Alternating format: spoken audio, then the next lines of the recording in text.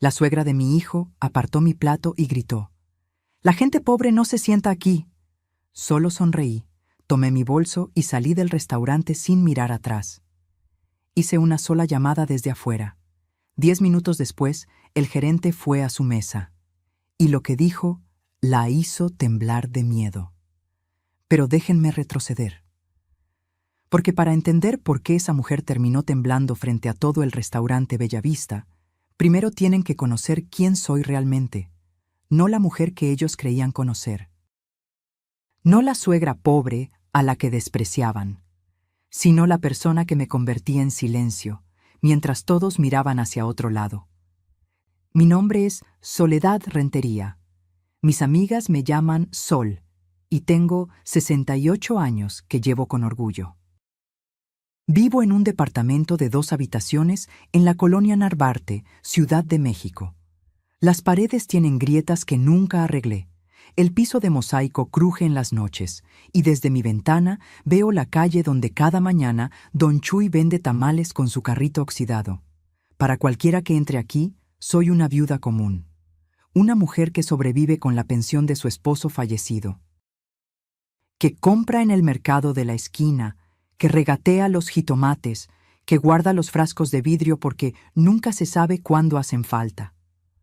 Uso blusas de algodón que compré hace 10 años.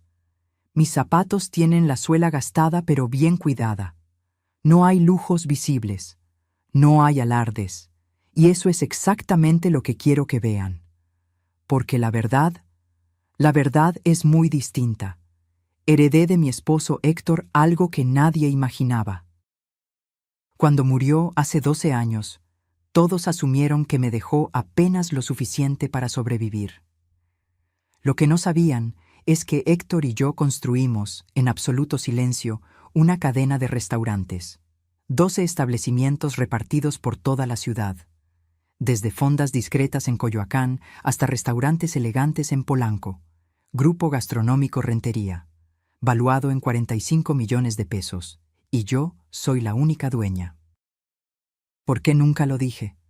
Porque la muerte de Héctor me enseñó algo doloroso. Cuando la gente sabe que tienes dinero, cambia.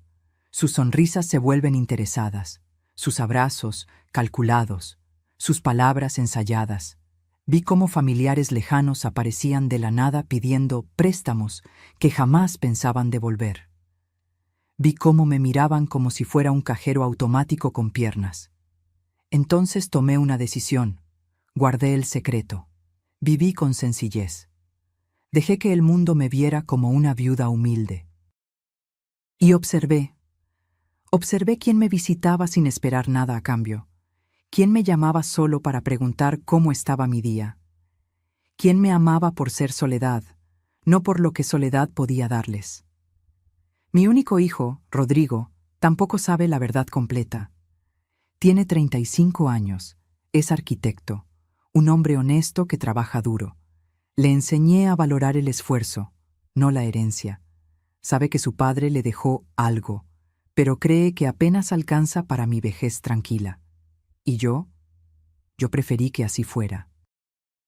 Quería que construyera su vida con sus propias manos, no esperando a que su madre muriera para vivir de rentas. Rodrigo siempre fue buen hijo. Me visitaba cada domingo, me traía pan dulce de la panadería que me gusta, se sentaba conmigo a tomar café de olla mientras me contaba de sus proyectos. Lo crié solo después de que Héctor murió. Fueron años difíciles, pero hermosos. Pensé que lo había educado bien, hasta que conoció a Camila. Al principio, parecía encantadora. Sonrisa amplia, voz dulce, modales impecables. Rodrigo estaba enamorado, y yo quería verlo feliz. Entonces me guardé mis primeras impresiones. Ese brillo en sus ojos cuando medía mi departamento con la mirada. Esa forma de tocar mis muebles como si fueran contagiosos. Ese comentario sobre mi blusa. «Ay, suegra, ¿todavía usas ropa de los 90s? ¡Qué tierno!». Me mordí la lengua. Por mi hijo, siempre por mi hijo.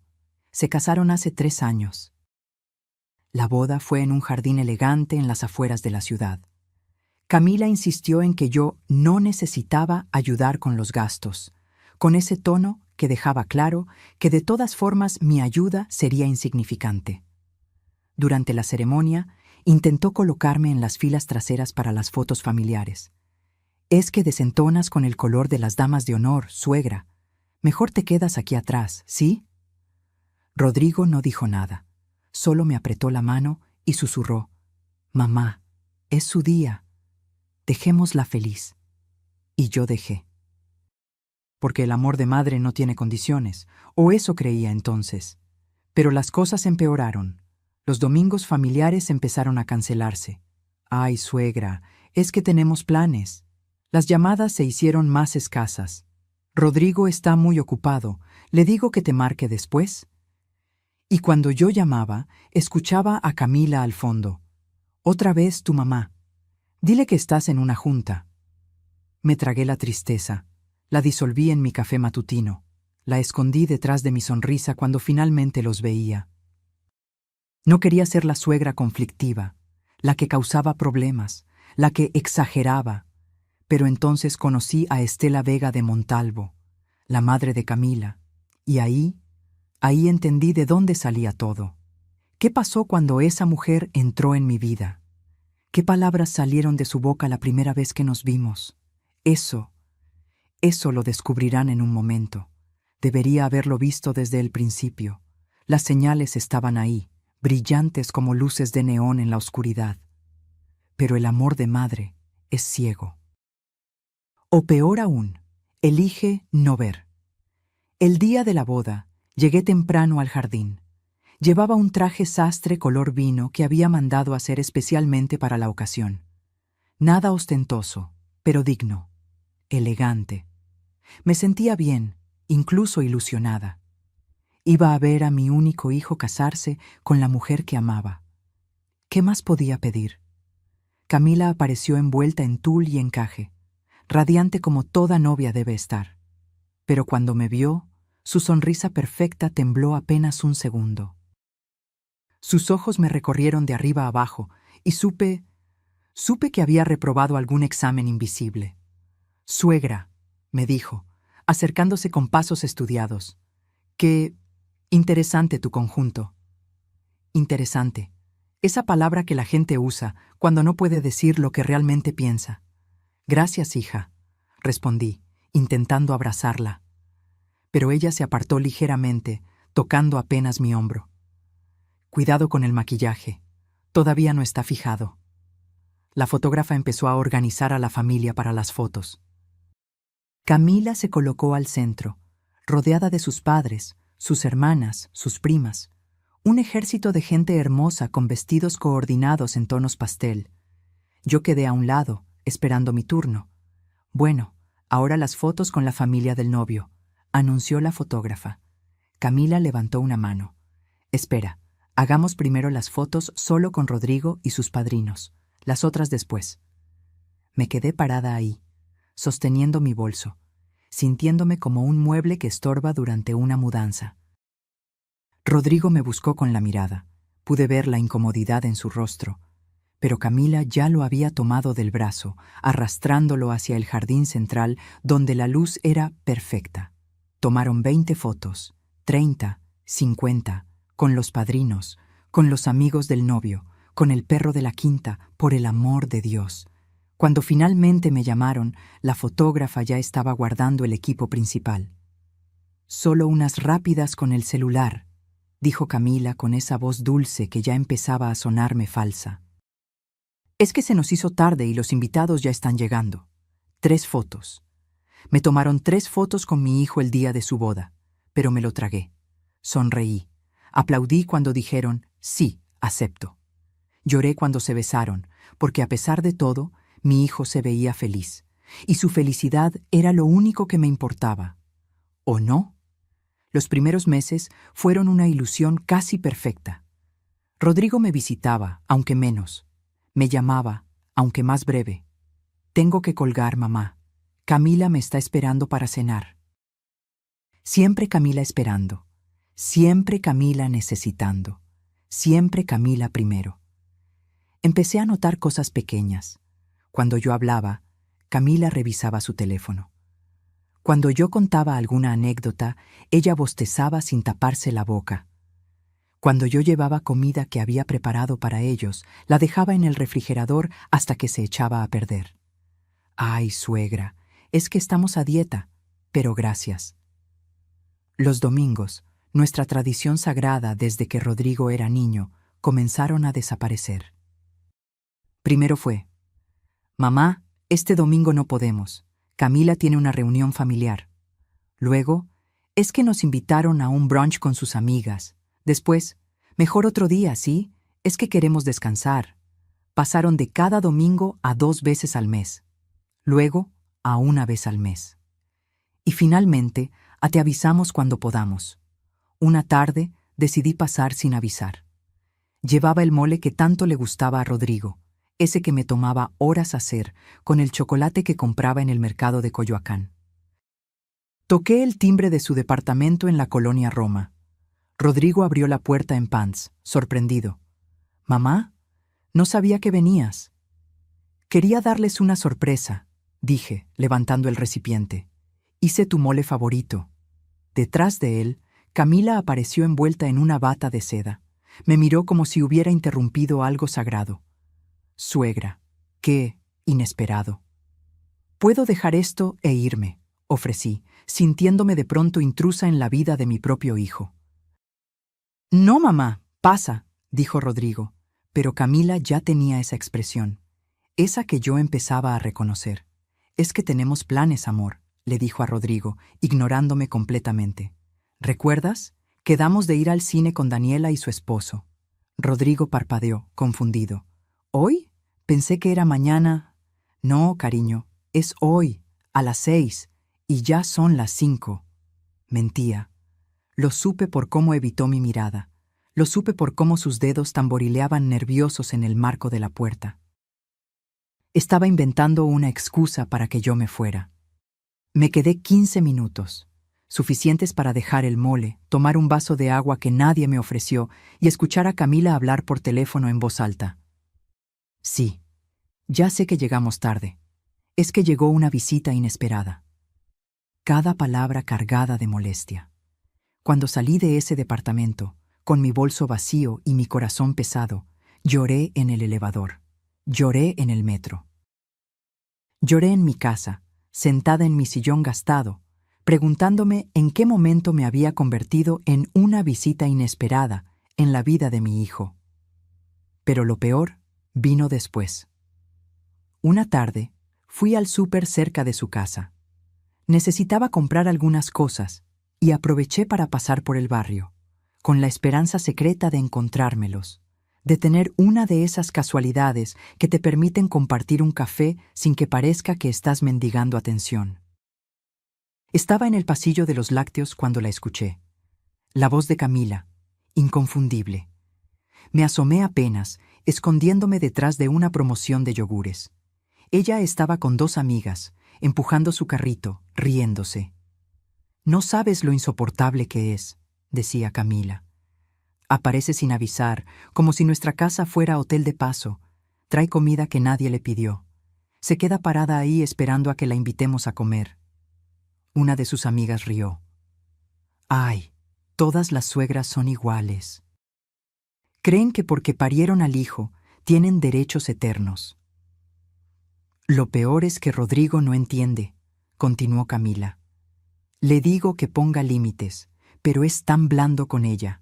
Dice que está sola, que perdió a su esposo, y yo le digo, pues que busque amigas, que se meta a un club, a la iglesia, lo que sea, pero que no nos haga su vida entera.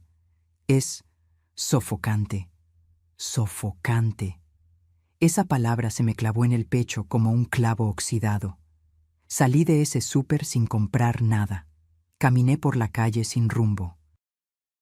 Llegué a un parque y me senté en una banca, viendo a las palomas pelear por migajas de pan. ¿Sofocante? Yo, que me había sacrificado para darle la mejor educación a mi hijo, que había trabajado junto a mi esposo sin descanso para construir un futuro, que ahora vivía en silencio, esperando apenas unas migajas de su tiempo. ¿Yo era sofocante? Esa noche, Rodrigo me llamó. Mamá, ¿estás bien? Te llamé 3 veces. Estoy bien, hijo, solo cansada. ¿Quieres que vaya a verte? Quise gritar que sí. Que por favor viniera, que necesitaba abrazarlo y sentir que todavía era su mamá, no una carga. Pero entonces escuché la voz de Camila al fondo. Rodrigo, la cena se va a enfriar. No, hijo, descansa, nos vemos otro día. Colgué antes de que pudiera responder. Me quedé sentada en mi cocina, con las luces apagadas, sintiendo cómo el silencio me devoraba. Afuera, escuchaba el ruido de la ciudad. Dentro, solo había vacío. Pero todavía no sabía que esto era apenas el principio. Porque 6 meses después de esa conversación en el súper, conocería a la persona que haría que los desprecios de Camila parecieran caricias. La mujer que me enseñaría el verdadero significado de la humillación. La madre de Camila, Estela Vega de Montalvo. Y cuando esa mujer entró en mi vida, todo, absolutamente todo, empeoró de formas que jamás imaginé posibles. Camila había mencionado a su madre incontables veces. Mi mamá piensa que... Mi mamá siempre ha sido muy exigente con la calidad, como si cada opinión de esa mujer fuera mandamiento divino. Pero tardó 6 meses en presentármela, y ahora entiendo por qué. Fue en el cumpleaños de Rodrigo. Camila organizó una cena íntima en su departamento. Cuando llegué, cargando el pastel de 3 leches que mi hijo amaba desde niño, ella me abrió la puerta con una sonrisa que no le llegaba a los ojos. Suegra, qué bueno que llegaste. Te presento a mi mamá. Y ahí estaba. Estela Vega de Montalvo no entró a una habitación, hizo una entrada, como si las paredes debieran inclinarse a su paso. Tenía 60 años, pero se vestía como si estuviera desafiando al tiempo mismo a contradecirla. Un traje color marfil que gritaba dinero, zapatillas con tacón de aguja que hacían eco en el piso, un collar de perlas tan grande que parecía armadura. Su cabello, teñido de un castaño imposiblemente uniforme, estaba recogido en un chongo perfecto. Llevaba lentes oscuros dentro del departamento, lentes oscuros, a las 7 de la noche. Se los quitó lentamente, dejando que sus ojos me recorrieran con la sutileza de un escáner en el aeropuerto. Así que tú eres Soledad, dijo. No como pregunta, como verificación. Extendí mi mano. Mucho gusto, señora. Camila habla mucho de usted. Ella miró mi mano como si le hubiera ofrecido un pescado podrido. Después de 3 segundos eternos, rozó apenas mis dedos con los suyos. 3 segundos, los conté. Siéntese, mamá, dijo Camila, señalando el sillón principal, el más cómodo, el que yo solía ocupar cuando visitaba a mi hijo. Estela se acomodó con movimientos calculados, cruzando las piernas, dejando su bolso Hermès sobre la mesita como quien planta una bandera en territorio conquistado. Yo me quedé de pie, sosteniendo todavía el pastel, hasta que Rodrigo salió de la cocina. «Mamá», me abrazó, y en ese momento olvidé todo lo demás. «Trajiste el pastel. Sabía que no me fallarías». «Claro que no, mi amor. Feliz cumpleaños». «Qué tierno», dijo Estela desde su trono. «Pastel casero, como en los pueblos». El veneno en esa frase era tan puro que casi podía saborearlo. La cena fue un interrogatorio disfrazado de conversación cortés. Estela manejaba las preguntas como un abogado fiscal maneja los testimonios. Y dígame, Soledad, ¿a qué se dedicaba su esposo? Héctor tenía un negocio de comida. Ah, una pausa. ¿Algo grande o más bien... familiar? Exitoso, respondí, midiendo mis palabras. Nos permitió vivir dignamente. Dignamente, repitió Estela, saboreando la palabra como si fuera agria. Qué lindo concepto. Yo siempre le digo a Camila, hay que aspirar a más que dignidad. Hay que aspirar a excelencia. Rodrigo intentó cambiar de tema. ¿Y cómo va tu negocio, Estela? Ella se iluminó. Maravillosamente. Acabo de organizar la boda de la hija de los Cortázar. ¿Los conoces? dueños de aquellas torres en Santa Fe. 500 invitados, presupuesto de 2 millones de pesos, todo a mi cargo. Hablaba como si hubiera construido las pirámides de Egipto ella sola. Mi mamá es la organizadora de eventos más exclusiva de la zona, agregó Camila, con ese tono de admiración que jamás usaba conmigo. Lo que no dijeron es lo que yo descubriría después. Que Estela organizaba fiestas pequeñas para conocidos, eventos modestos que ella inflaba con palabras pomposas.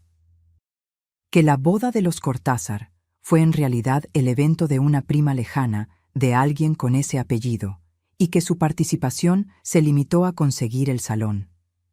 Que su negocio exclusivo operaba desde la sala de su casa, sin oficina, sin empleados, sin nada más que una agenda de contactos y mucha fachada.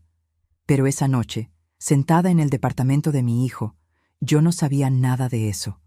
Solo veía a una mujer que me miraba como se mira a un insecto en la suela del zapato. Después de la cena, mientras Rodrigo cortaba el pastel, Estela se acercó a mí en la cocina. Yo estaba lavando algunos platos, porque mis manos necesitan mantenerse ocupadas cuando estoy nerviosa. «Déjeme preguntarle algo, Soledad», dijo, recargándose en la barra con esa postura de quien está a punto de soltar una bomba. «¿Y usted de qué vive ahora? Porque entiendo que su esposo falleció hace años». «De mis propios recursos, señora Estela». «¿Recursos?». Su ceja se arqueó. «¿Qué tipo de recursos?». «Los suficientes para mi vida». «Ya veo». Me miró de arriba a abajo nuevamente. «Es que me preocupa, ¿sabe? Camila me cuenta que Rodrigo todavía le ayuda económicamente de vez en cuando. Y pues, los muchachos ahora van a tener gastos de bebé». Se llevó una mano al pecho, teatral. «No quisiera que mi hija y mi yerno se vieran en apuros por mantener a... Bueno, ya me entiende». Sentí cómo la sangre me hervía, pero mantuve la voz calmada. «Rodrigo no me mantiene, señora». «Jamás le he pedido un peso». «Ah, claro, claro», sonrió, esa sonrisa de tiburón que vería tantas veces después. «No lo tome a mal, solo estoy cuidando a mi hija, porque criar a Camila me costó muchísimo, ¿sabe? Escuelas privadas, viajes al extranjero, cursos de etiqueta. No cualquiera puede darse esos lujos». Etiqueta. Qué ironía. Porque en ese momento, parada en esa cocina, con su collar de perlas y su traje caro, Estela Vega de Montalvo me estaba mostrando que todo el dinero del mundo no puede comprar educación. «Estoy segura de que hizo un excelente trabajo», dije, secándome las manos. «Sí, bueno, uno hace lo que puede con lo que tiene». Me dio una palmadita condescendiente en el hombro. «No todos podemos darles lo mejor a nuestros hijos, pero usted hizo lo que pudo con sus limitaciones». Limitaciones. Esa mujer no tenía idea de que estaba parada en la cocina de un departamento que yo podría comprar 20 veces sin parpadear. Que el pastel casero, que tanto despreció, llevaba ingredientes más caros que toda su exclusiva operación de eventos. Que las limitaciones que tanto mencionaba eran pura fantasía de su mente clasista. Pero no dije nada, porque todavía, estúpidamente, creía que mantener la paz era más importante que defender mi dignidad. Cuando Estela se fue esa noche, besó a Camila efusivamente, le dio a Rodrigo un abrazo calculado, y a mí me extendió 2 dedos para estrechar. 2 dedos, como quien le da una limosna a un mendigo. «Fue un placer, Soledad. Espero que nos veamos pronto». La forma en que dijo «espero» dejaba claro que esperaba exactamente lo contrario. Rodrigo me acompañó hasta la puerta. «¿Qué te pareció, Estela?». Miré a mi hijo, mi único hijo, el niño que había criado para ser bondadoso, justo, honesto. Y vi que esperaba que yo dijera algo amable. «Interesante», respondí, usando esa misma palabra que Camila había usado con mi traje de la boda. Él sonrió, aliviado. «Me da gusto que se lleven bien. Camila estaba nerviosa de que no te cayera bien su mamá». Nervios. Claro. Por eso Estela había llegado con su arsenal completo de desprecios. Por nervios. Esa noche, en el taxi de regreso a casa, miré por la ventana las luces de la ciudad. Y supe, con esa certeza que solo dan los años, que había conocido a mi enemiga. Lo que no sabía entonces era hasta dónde estaría dispuesta a llegar, ni cuánto iba a dolerme descubrirlo. Los meses siguientes fueron como caminar por un campo minado. Cada encuentro familiar se convertía en una oportunidad para que Estela y Camila me recordaran de 1000 formas sutiles que yo no pertenecía a su mundo. El primer incidente llegó 3 semanas después de conocer a Estela. Camila organizó una comida familiar informal en un restaurante de Polanco. Informal, claro, como todo lo que ella hacía. El lugar tenía valet parking y un menú sin precios. Llegué 15 minutos antes de la hora acordada. Siempre he sido puntual. Es una de esas cosas que mi madre me enseñó. El tiempo de los demás vale tanto como el tuyo, Soledad. La mesa ya estaba lista. 8 puestos perfectamente acomodados. Manteles color hueso, copas de cristal, cubiertos relucientes. Estela ya estaba sentada en la cabecera, junto a Camila. Cuando me vio entrar, su sonrisa se congeló apenas un segundo. Ese tipo de pausa que te dice que tu presencia no estaba en el plan original. «Suegra, llegaste temprano», dijo Camila sin levantarse. «Me gusta ser puntual». «Qué disciplinada», murmuró Estela sin mirarme. Estaba ocupada inspeccionando su manicura perfecta. Me senté en uno de los extremos de la mesa, donde todavía quedaba espacio, donde nadie tenía que moverse para hacerme lugar. Rodrigo llegó 10 minutos después, con un compañero de trabajo. Después llegaron 2 primas de Camila que no conocía, riéndose de algo en sus teléfonos. Cuando todos estuvimos sentados, el mesero comenzó a servir el agua. 1, 2, 3, 4, 5, 6, 7 vasos llenos. Y mi lugar, vacío. Miré la mesa. 8 personas, 7 cubiertos. El mesero se dio cuenta y se disculpó de inmediato. «Permítame, señora, ya regreso con sus cubiertos». Pero antes de que pudiera moverse, Estela levantó una mano. «Espera un momento». Se volvió hacia mí con esa expresión de sorpresa exagerada que solo los actores malos usan. «Ay, Soledad, ¿vienes a comer? Pensé que solo pasabas a saludar». El silencio que siguió fue denso como el agua estancada. Rodrigo frunció el ceño. «Mamá está invitada, Estela. Por eso está aquí». «Ay, sí, claro, claro». Estela agitó la mano como espantando una mosca. «Es que Camila me dijo que tal vez no podías venir, Soledad, que tenías cosas que hacer. Por eso no pedimos cubierto para ti.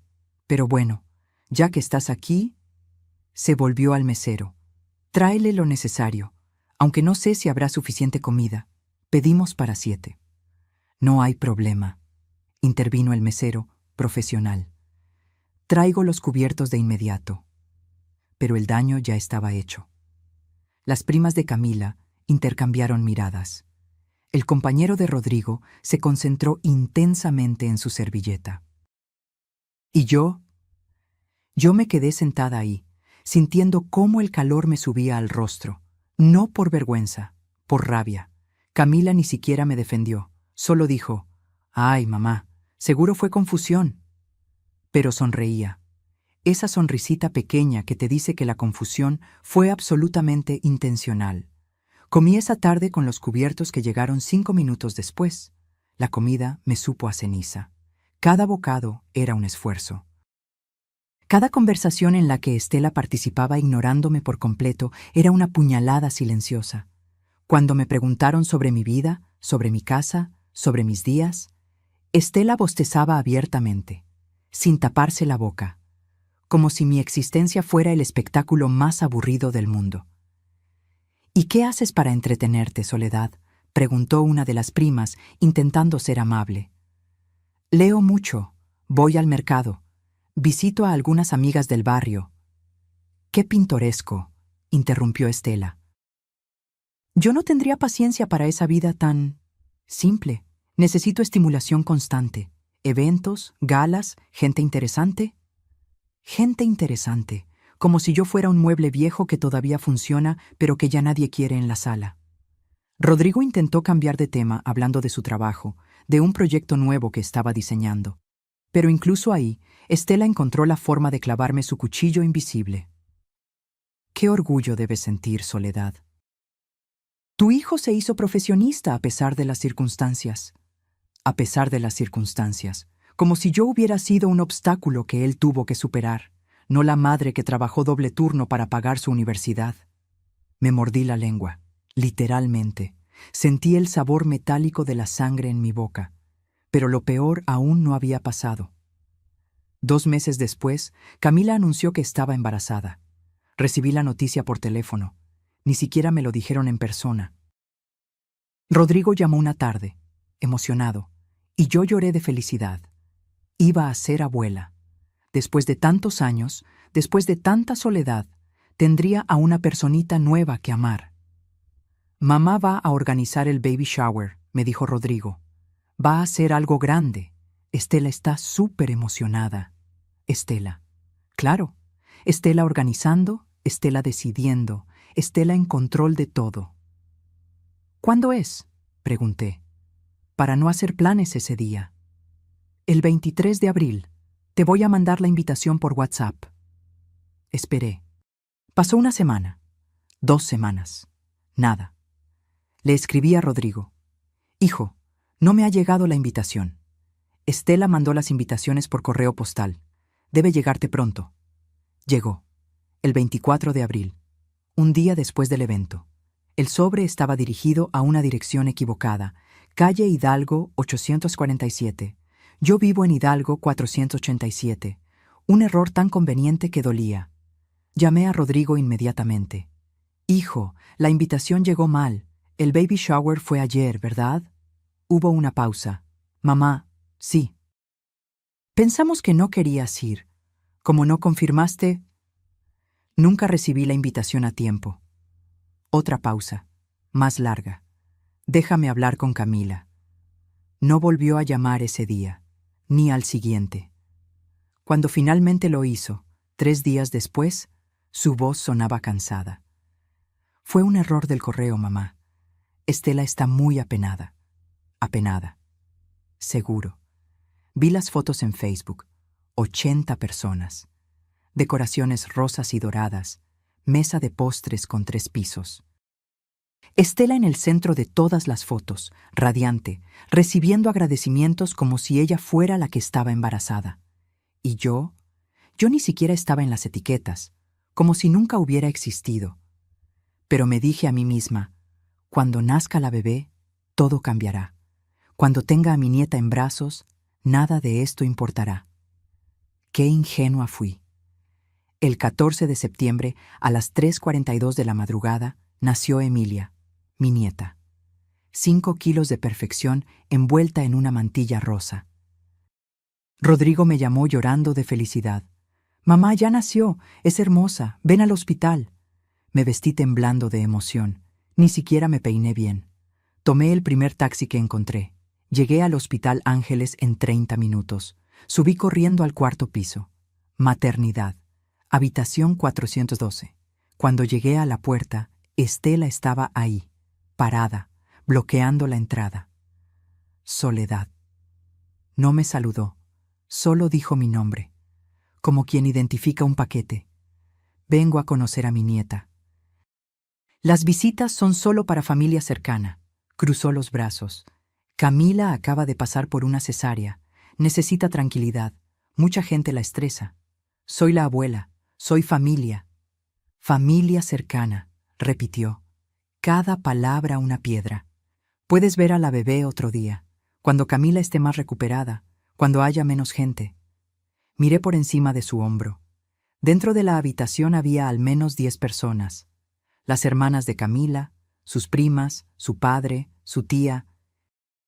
Todos sosteniendo a Emilia, pasándosela de brazo en brazo, tomándose selfies. Estela. Mi voz se quebró. Por favor. Lo siento. No sonaba para nada arrepentida. Órdenes de Camila. Ella no quiere visitas adicionales hoy. Rodrigo apareció en la puerta en ese momento.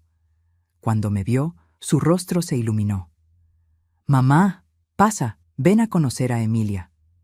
Pero Estela lo detuvo con una mano en el pecho. «Rodrigo, ya hablamos de esto. Camila necesita descansar. No puede haber tanta gente. Y mi hijo que debió defenderme, que debió decir, es mi madre y va a pasar». Solo asintió débilmente. «Mamá, tal vez es mejor que vengas mañana. Camila está muy cansada».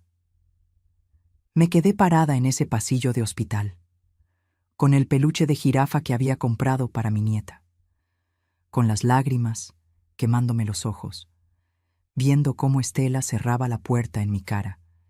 Y en ese momento, algo dentro de mí se rompió. Pero todavía no sabía cuánto más podía romperse. Durante 3 meses después del nacimiento de Emilia, vivía en un limbo extraño.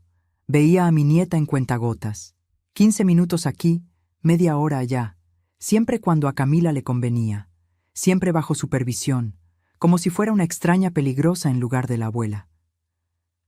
Cada noche me acostaba con un nudo en el estómago. Las pastillas para dormir que el doctor me había recetado dejaron de funcionar. Empecé a despertar a las 3 de la madrugada, con el corazón acelerado, sudando.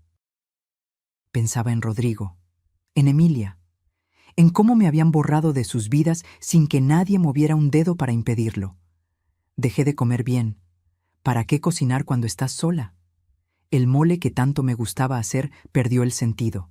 Las tortillas hechas a mano se quedaban guardadas en el refrigerador hasta que se ponían duras. Tomaba café negro en las mañanas y a veces eso era todo hasta la noche. El estrés tiene formas silenciosas de cobrarse la cuenta. Una tarde de diciembre, estaba doblando ropa en mi recámara. Acababa de lavar las sábanas y el olor a suavizante llenaba el departamento. Afuera, escuchaba a los niños del edificio jugar en el patio. Voces alegres, risas. De pronto, el cuarto empezó a girar. Las paredes se movieron como si estuvieran hechas de agua. Mis piernas se volvieron de algodón. Intenté agarrarme del buró, pero mis manos no respondieron. Lo último que recuerdo es el piso de mosaico acercándose a mi rostro. Desperté con el sonido de sirenas. Doña Lupita, mi vecina del 302, estaba arrodillada junto a mí. «Ya viene la ambulancia, Sol. Aguanta, no te duermas». «¿Qué pasó?» Mi voz sonaba pastosa, lejana. «Te desmayaste. Toqué tu puerta para prestarte azúcar y te escuché caer. Tuve que llamar al conserje para que abriera». Los paramédicos llegaron. Luces brillantes, preguntas rápidas. Me subieron a una camilla. Todo era borroso, como ver el mundo a través de un vidrio empañado. En la ambulancia, uno de ellos me revisó la presión. «Está altísima. ¿Es diabética, señora?» «No». «¿Segura?» No estaba segura de nada en ese momento. Llamaron a Rodrigo. Era el único contacto de emergencia que tenía registrado en mi identificación. Llegó al Hospital General 40 minutos después, con el rostro desencajado. Corrió hacia la camilla donde me estaban conectando a un suero. «Mamá, ¿qué pasó? ¿Estás bien?» Intenté sonreír, tranquilizarlo, pero las lágrimas llegaron primero. «Estoy bien, hijo, solo un susto». El doctor llegó con una tableta llena de números que no entendí. «Señora Rentería, necesitamos hacerle unos estudios completos. Su glucosa está en 380. Eso es peligrosamente alto». 380. El número se quedó flotando en el aire como humo tóxico.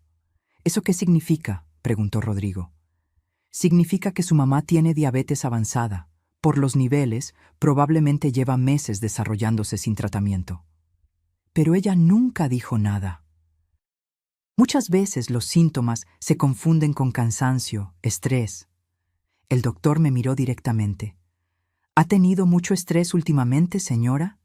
Quise reír, quise gritar, quise decir, ¿estrés? ¿Quiere decir aparte de ser tratada como basura por la familia de mi hijo? Pero solo dije, un poco. Me dejaron internada para estabilizarme. Habitación compartida en el 3er piso. La cama junto a la mía estaba vacía, cubierta con sábanas blancas que olían a cloro. Rodrigo se quedó conmigo, sosteniendo mi mano, pidiéndome perdón por cosas que no eran su culpa. Debí darme cuenta, mamá. Debí visitarte más. Debí... No es tu culpa, hijo. Pero sí lo era. Un poco. De todos. A las 8 de la noche llegaron Camila y Estela. Las escuché antes de verlas. El sonido de los tacones de Estela repiqueteando en el pasillo como martillos. Entraron a la habitación trayendo consigo un perfume caro que chocaba con el olor a desinfectante. «Rodrigo, tienes que ir a casa», dijo Camila sin siquiera mirarme. «Emilia no ha parado de llorar. Te necesita». «Pero mi mamá, tu mamá está bien. Mírala. Está despierta, consciente. Los doctores la están atendiendo. Ve a casa, yo me quedo aquí». Mentira. Ambos sabíamos que era mentira. Pero Rodrigo estaba cansado, preocupado, dividido entre dos mujeres que jalaban de él en direcciones opuestas. «¿Estarás bien, mamá?», asentí, porque eso es lo que las madres hacen. Mentimos para que nuestros hijos no sufran. Rodrigo se fue, y me quedé sola con ellas.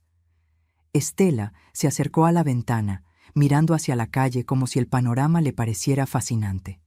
¡Qué lugar tan austero! Nunca había estado en un hospital público. «Es un buen hospital», dije, mi voz apenas un susurro. Se volteó hacia mí. «Soledad, discúlpame que sea directa, pero tienes que cuidarte mejor. A tu edad y con tu estilo de vida, el cuerpo cobra factura». Mi estilo de vida. Como si vivir con sencillez fuera una enfermedad. Camila estaba en la puerta, hablando por teléfono en voz lo suficientemente alta para que yo escuchara. «No, mamá, no es nada grave. Ya sabes cómo son las personas mayores. Cualquier cosita y se alarman». Una enfermera pasó, ajustando mi suero. Me miró con compasión. Esa compasión que te dan cuando saben que estás rodeada de personas que no te quieren. Estela se sentó en la silla junto a mi cama, cruzando las piernas. «¿Sabes qué creo, Soledad? Creo que esto es estrés, puro estrés. Y el estrés viene de no tener la vida ocupada. Deberías salir más, hacer actividades, no quedarte encerrada en ese departamento esperando que Rodrigo te llame». Cada palabra era una aguja clavándose bajo mi piel. «No me quedo esperando». «Claro que sí», sonrió. Esa sonrisa llena de condescendencia que ya conocía tan bien. Y eso genera ansiedad, que genera estrés, que genera esto. Señaló mi cuerpo conectado a las máquinas como si fuera evidencia en un juicio. Camila entró de nuevo a la habitación. «Rodrigo ya llegó a casa. Me voy también. ¿Vienes, mamá?» En un momento. Estela se puso de pie, alisando su falda inmaculada. Se inclinó sobre mi cama, acercando su rostro al mío, y con una voz tan baja que solo yo podía escucharla, dijo: «Deja de buscar atención, Soledad. Rodrigo tiene su propia familia ahora. Deja de ser una carga». Se alejó antes de que pudiera responder. Antes de que pudiera procesar lo que acababa de decir. Pero entonces escuché algo peor. Estaban en el pasillo. Yo podía ver sus sombras proyectadas en la pared. Y sus voces llegaban claras a través de la puerta entreabierta. «¿Crees que sea grave?», preguntaba Camila. «Por favor». La risa de Estela era hielo puro. «Esto es manipulación emocional, típica de suegras solitarias. Fingen enfermedades para que los hijos les presten atención. Ya verás que mañana está perfectamente bien. Rodrigo está muy preocupado. Por eso lo hace. Tu esposo es muy noble, demasiado, y ella lo sabe, lo usa». Esperé que Camila dijera algo, que me defendiera, que dijera: «Oye, es su madre, está enferma de verdad». Pero lo que dijo fue: «Tienes razón, siempre hace lo mismo. Cada vez que llevamos tiempo sin verla, aparece con algún drama». Me quedé inmóvil en esa cama. Los monitores pitaban a mi alrededor. El suero goteaba con ritmo constante. Y yo sentí cómo algo fundamental dentro de mí se quebraba. No era mi corazón. Era algo más profundo. Era la esperanza. Esa última chispa de esperanza que me había mantenido aguantando humillaciones, tragándome palabras, sonriendo cuando quería gritar. Esa noche, después de que se fueron, lloré en esa cama de hospital hasta quedarme sin lágrimas. Lloré por la madre que había sido, por la abuela que no me dejaban ser, por la mujer invisible en la que me había convertido. Y por primera vez en mi vida me pregunté si había fallado, si había fracasado como madre al criar a un hijo que no podía defenderme, si había sido tan insignificante que merecía este trato, si todo este dolor era culpa mía por ser, ¿qué? ¿Pobre? ¿Sencilla? ¿Vieja? La enfermera del turno nocturno me encontró llorando a las 3 de la mañana. ¿Le duele algo, señora? ¿Llamo al doctor? No, susurré. No me duele el cuerpo. Ella entendió. Me apretó la mano y no dijo nada más. A veces el silencio es la única medicina para ciertos dolores. Pero lo que ellas no sabían, lo que ninguna de ellas podría imaginar, era que esa noche en el hospital no me había roto. Me había transformado. Porque hay un punto donde el dolor deja de destruirte y empieza a fortalecerte, donde la humillación se convierte en combustible, donde decides que ya basta. Y yo acababa de llegar a ese punto. Salí del hospital 3 días después con una bolsa llena de medicamentos y una lista de cosas que debía cambiar en mi vida. Dieta estricta, ejercicio moderado, reducir el estrés. El doctor lo dijo como si fuera tan fácil como cambiar de canal. Rodrigo me visitó 2 veces durante esas semanas de recuperación. Camila nunca vino, Estela tampoco, pero enviaron flores. Un arreglo pequeño con una tarjeta que decía «Pronta recuperación, familia Vega». Ni siquiera se molestaron en escribir mi nombre. Las puse en la basura. Pasaron 2 semanas cuando Rodrigo me llamó con una propuesta. «Mamá, quiero que almorcemos juntos, los 4, tú, yo, Camila y Estela, como familia». Mi primera reacción fue decir que no. Inventar una excusa. Pero entonces escuché algo en su voz, algo que sonaba a súplica, a necesidad de que todo estuviera bien entre las personas que amaba. «¿Dónde?», pregunté. «En el restaurante Bellavista, en Polanco». El sábado a las 2. Bellavista. Uno de los restaurantes de mi cadena, uno de los más elegantes, con manteles de lino importado y cubiertos de plata antigua, con un chef que había ganado premios internacionales, con una lista de espera de 2 meses para conseguir mesa. Una mesa que yo podía conseguir con una llamada. El sábado me vestí con cuidado, nada ostentoso. Una blusa de algodón color marfil que me había regalado una amiga. Pantalones café que usaba para salir al mercado. Zapatos cómodos. Mi bolso de piel gastado, el que había sido de mi madre, con esa mancha de tinta que nunca pude quitar, pero que me recordaba su letra en las cartas que me escribía. Me miré al espejo. 68 años me devolvían la mirada, arrugas que contaban historias, canas que había dejado de teñir hace años, manos trabajadoras con venas marcadas, y por primera vez en meses me gustó lo que vi, porque esa mujer había sobrevivido, había construido, había amado. Y no merecía ser tratada como basura. Llegué al Bellavista a las 2 en punto. El valet se ofreció a estacionar un auto que no existía. «Vine en Uber», le dije. Me miró de arriba abajo con esa expresión que ya conocía, la que dice, «¿Qué hace esta señora aquí?». Adentro, el restaurante era exactamente como lo recordaba. Paredes color crema, lámparas de cristal que lanzaban pequeños arcoíris por todas partes, el murmullo elegante de conversaciones en voz baja, el tintineo de copas. Leonardo Campos, mi gerente general, estaba en la barra revisando algo en su tablet. Me vio y sus ojos se iluminaron. Comenzó a acercarse, pero le hice una señal discreta con la cabeza. Todavía no. Rodrigo ya estaba en la mesa. Mesa número 12. la que está junto a la ventana con vista al jardín interior. Se levantó cuando me vio sonriendo. «Mamá, te ves bien». «Gracias, hijo». Estela y Camila llegaron 15 minutos tarde, porque las personas importantes siempre llegan tarde. Es parte del show. Estela traía un vestido color champán que probablemente costó más de lo que ella ganaba en 3 meses. Camila llevaba un conjunto negro con tacones tan altos que caminaba como Bambi recién nacido. Ambas con lentes oscuros que no se quitaron hasta que se sentaron. «Soledad», dijo Estela a modo de saludo. Ni siquiera un «buenas tardes», solo mi nombre, como quien identifica un paquete. Nos sentamos. El mesero trajo la carta. Precios que hacían que Estela levantara las cejas, impresionada. «¿Qué lugar tan exclusivo, Rodrigo? ¿Cómo conseguiste mesa aquí?» «Tengo mis contactos», dijo él, guiñándome un ojo. «Contactos. Si supiera. Ordenamos». Estela pidió el corte de carne más caro. Camila ordenó ensalada porque estaba cuidando la figura post-embarazo. Rodrigo pidió pasta. Yo pedí el salmón al horno con verduras asadas.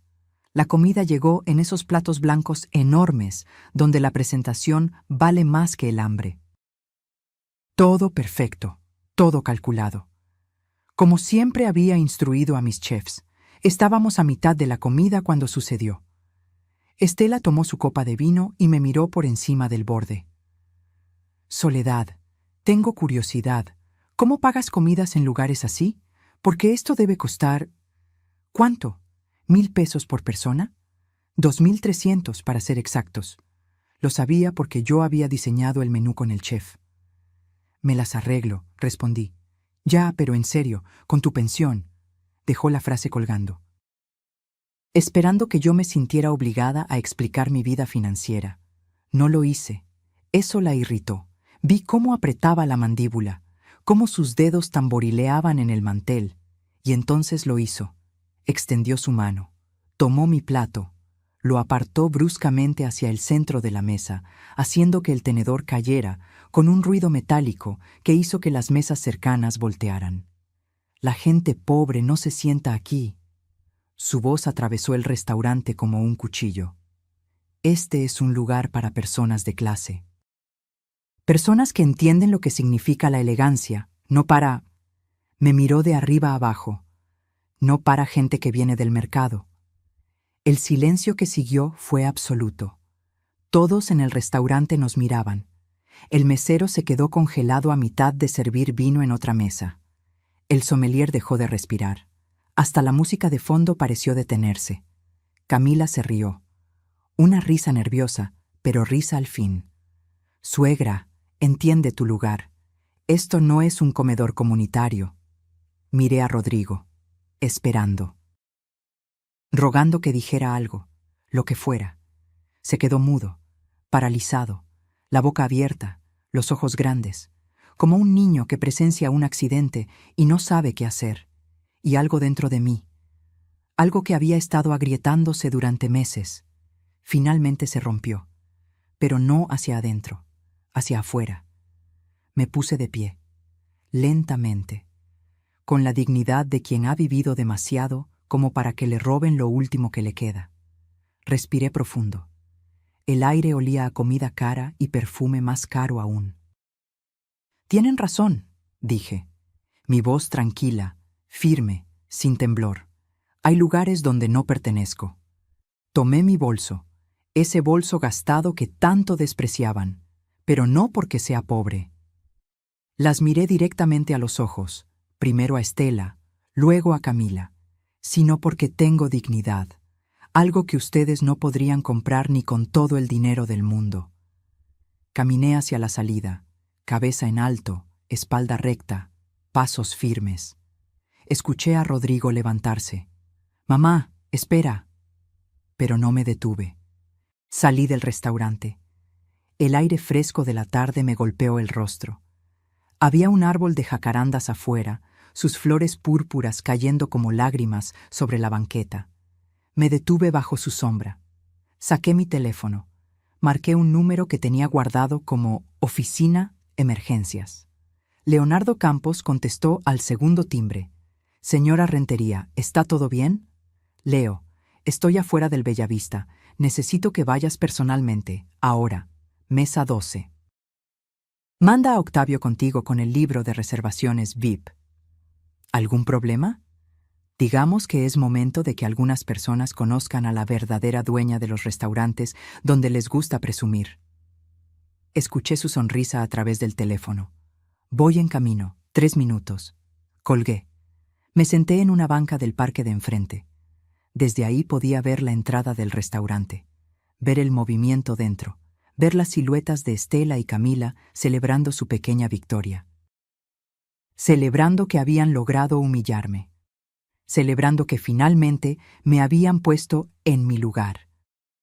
Miré mi reflejo en la pantalla del teléfono y sonreí. Porque durante 40 años construí un imperio en silencio. Toleré los desprecios por amor a mi hijo. Me hice invisible porque creí que eso me protegería. Pero hoy cruzaron una línea que no sabían que existía, y ya no iba a ser invisible. Nunca más. Desde mi banca en el parque, observaba la entrada del Bellavista como quien observa una obra de teatro esperando el acto final. Las flores de jacaranda caían a mi alrededor, formando una alfombra púrpura sobre el concreto. El sol de la tarde pintaba todo de dorado, casi poético, casi perfecto, casi justicia. Saqué un pañuelo de mi bolso y limpié una lágrima que se había escapado. No de tristeza, de rabia pura, de indignación cristalizada en agua salada. 40 años. 40 años construyendo lo que tenía, siendo prudente, siendo invisible. Héctor y yo trabajamos 14 horas diarias cuando abrimos el primer restaurante, una fonda pequeña en Coyoacán que casi nadie conocía. Lavábamos los trastes nosotros mismos después de cerrar. Contábamos cada peso, soñábamos cada expansión. Cuando Héctor murió, todos esperaron que vendiera.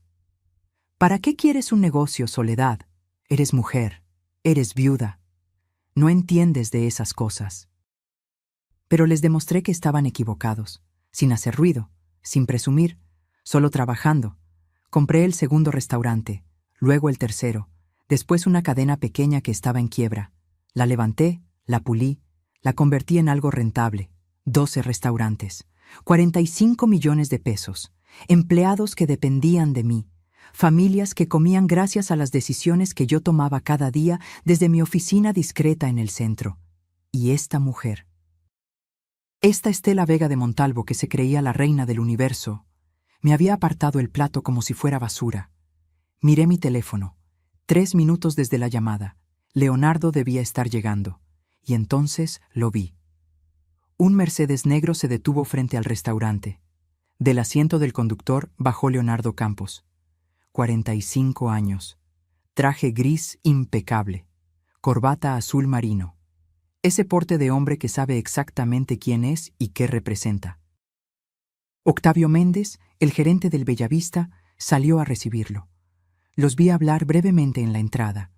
Vi cómo Octavio palideció, cómo asentía rápidamente, cómo sus manos temblaban ligeramente al sostener la tablet que siempre cargaba. Entraron juntos. Me incliné hacia adelante en la banca. Mi corazón latía rápido, no de miedo, de anticipación. Pensé en todas las veces que me tragué las palabras, todas las humillaciones pequeñas que dejé pasar, los comentarios sobre mi ropa, las miradas de desprecio, los olvidos convenientes, la puerta del hospital cerrada en mi cara, porque la gente pobre no se sienta aquí. Esas palabras retumbaban en mi cabeza como campanas. Pobre, como si el dinero definiera el valor de una persona, como si mi cuenta bancaria determinara si merecía respirar el mismo aire que ellas. Pero yo no era pobre. Nunca lo fui. Solo elegí vivir sin alardes, sin ostentación, probando a las personas. Viendo quién me amaba por ser Soledad, no por lo que Soledad podía darles. Y ahora sabía exactamente quién era quién. Miré el reloj en mi teléfono. Habían pasado 5 minutos desde que Leonardo entró. ¿Qué estarían diciendo? ¿Cómo estaría reaccionando Estela? ¿Y Camila? ¿Y mi hijo? Rodrigo, mi único hijo, el niño que crié para ser bueno, honesto, justo, el hombre que se había quedado mudo cuando más necesitaba que hablara. Sentí una punzada en el pecho, no de rencor hacia él, sino de decepción profunda, porque yo no lo había educado para ser cobarde, lo había educado para defender lo correcto, para proteger a los indefensos. Pero en ese restaurante, cuando esa mujer me humilló públicamente, él se convirtió en piedra, y eso dolía más que cualquier insulto de Estela. Una pareja de ancianos pasó frente a mi banca. Él le sostenía la mano a ella. Caminaban despacio, riéndose de algo. Se veían en paz, en armonía. Como Héctor y yo solíamos caminar los domingos por el parque de Chapultepec. ¿En qué momento todo se complicó tanto?, pensé. El teléfono vibró en mis manos. Un mensaje de Leonardo. Misión cumplida. Octavio está con ellas ahora. ¿Quiere que me quede? Escribí. No, ya hiciste suficiente. Gracias, Leo. Un placer servir a la jefa. Por cierto, ¿está segura de la prohibición permanente? Lo pensé. Mis dedos se quedaron suspendidos sobre el teclado. ¿Prohibición permanente? ¿Cerrarles las puertas de mis restaurantes para siempre? Parte de mí quería decir que sí, que las castigara, que las hiciera sentir una fracción del dolor que me habían causado. Pero eso sería rebajarse a su nivel. Escribí, déjalo en temporal. 6 meses. Si aprenden algo de esto, tal vez merezcan otra oportunidad. Tal vez. Probablemente no, pero no iba a convertirme en lo que ellas eran. Guardé el teléfono, cerré los ojos. Respiré el aire que olía a flores, a tierra húmeda del parque, a escape de coches en Polanco. Y por primera vez en meses me sentí ligera, como si hubiera soltado un peso que llevaba cargando desde que Camila entró en nuestras vidas, desde que Estela me miró como a un insecto, desde que me convertí en la suegra invisible, la abuela tolerada, la mujer que estorbaba. Abrí los ojos. El cielo estaba despejado, azul perfecto, sin nubes. Recordé algo que mi madre me dijo antes de morir. Estaba en su cama de hospital, delgada como papel, pero con esos ojos que todavía brillaban con toda la sabiduría del mundo. Soledad, me dijo, apretando mi mano con dedos frágiles. El respeto no se mendiga, se exige, y a veces, hija, tienes que hacer ruido para que te escuchen. No tengas miedo de recordarle al mundo quién eres. Hacer ruido. Durante años interpreté mal ese consejo. Pensé que significaba gritar, pelear, confrontar. Pero no. Hacer ruido significaba defender tu dignidad. Poner límites. Decir hasta aquí cuando alguien cruzaba la línea. Me puse de pie. Las piernas me dolían un poco. La edad cobra su precio en las articulaciones. Pero estaba bien. Estaba fuerte. Caminé hacia la entrada del parque. Desde ahí podía ver el Bellavista perfectamente.